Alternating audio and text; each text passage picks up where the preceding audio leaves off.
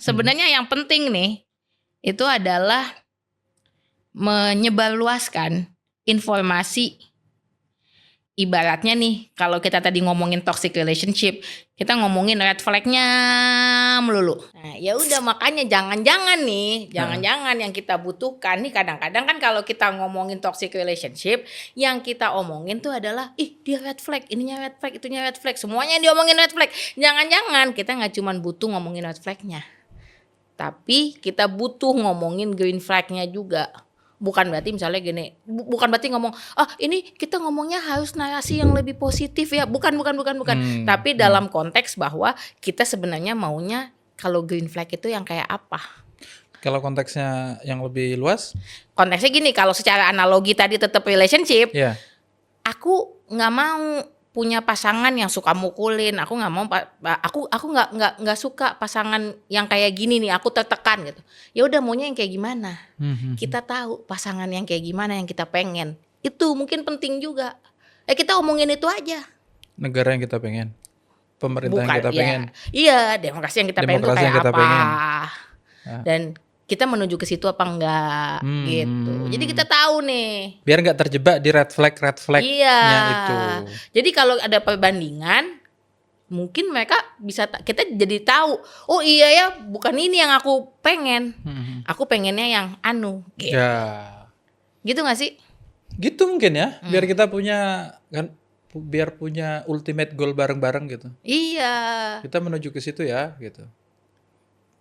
Makanya aku tadi nanya, Gus Dur itu cita-cita negaranya kayak apa? Ya itu. Gitu sih dia bilang. Gitu ya, dia bilang.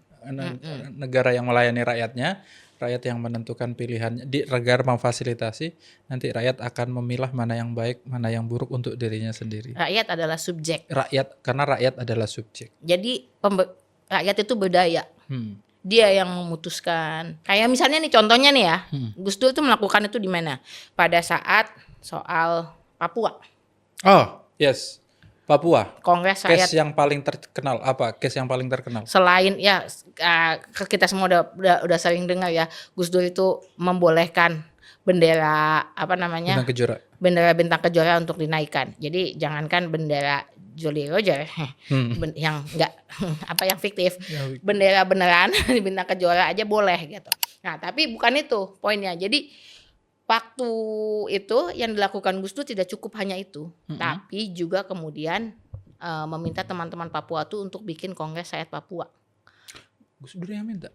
Ya maksudnya mereka boleh membolehkan. Ya, boleh. Mereka bikin Kongres Rakyat Papua, disokong oleh Gus Dur, benar-benar disokong. Dan waktu itu ada teman-teman yang bilang, bahkan termasuk teman-teman aktivis di Jakarta yang bilang, Gus itu resikonya gede banget loh. Kalau nanti di hasil kongres itu mereka minta merdeka gimana? Mereka minta pisah. Itu harus diintervensi gini. Gus Dur kan presiden ya harus diintervensi dong gini. Yang dikatakan Gus Dur adalah ya nggak bisa. Itu suaranya mereka. Kita nggak bisa ngapa-ngapain selain mendukung keputusannya mereka. Jadi apapun hasil kongresnya, saya yang akan membelanya di DPR nanti. Even if. Karena itu keputusannya mereka. Itu berdaya itu loh. Mereka punya ininya masing-masing. Maksudnya gini loh. Ya lah kalau misalnya nggak happy bareng. Dan memang kita tahu dalam sejarahnya masuknya Papua juga. Ya, memang belakangan problematik. Maksud problematik bukan Papuanya problematik ya, jelas gitu. Negaranya, negara Indonesianya gitu, yang bermasalah gitu. Aku dulu pernah ditanyain deh sama temen itu.